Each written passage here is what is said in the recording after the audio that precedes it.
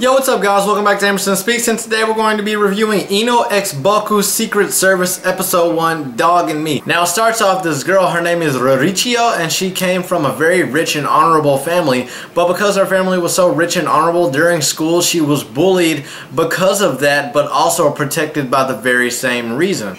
She finally convinced her parents to let her live alone at this place called Maisen de Ayakashi. It's a sacred building that of her kind they built specifically so they can protect each other and live amongst one another.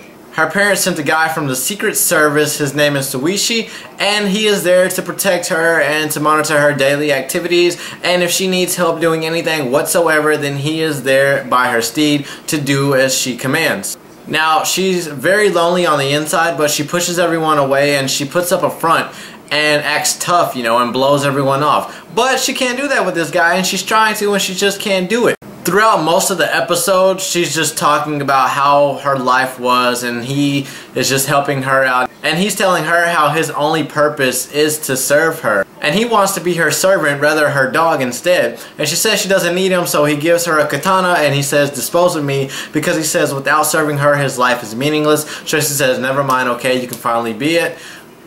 So then Rorichio, she's in this lounge and there's a blackout, and one of the guys that were helping move boxes inside the mansion, they came up and they tossed her on the ground and pointed a gun towards her head. And he's about to shoot and she says, oh, you're just a mere human, you know, and I'm like, what the fuck, a mere human? What do you mean by a mere human? Aren't you a mere human too? As the story progresses, her eyes start glowing, the guy freaks out, he steps back, and as he's about to shoot, Suishi puts his hands up to the gun and takes a bullet in his hand.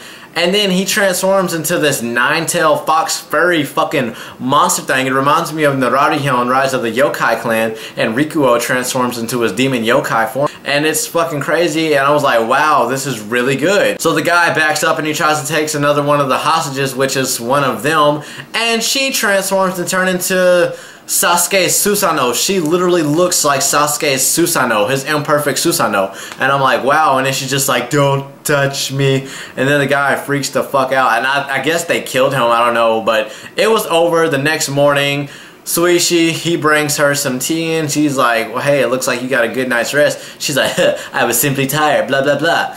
You know, and he finally says how that his sole purpose was to protect her, but last night she got hurt a little bit, and he's going to do everything he can to make it up to her.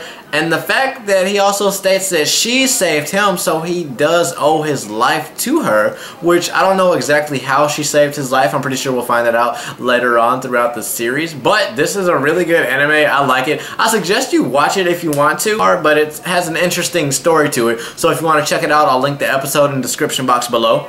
Give this video a big thumbs up and subscribe to my channel if you haven't already. Stalk me on all the social media links down in the crotch below. And with that being said, I'm out. Peace.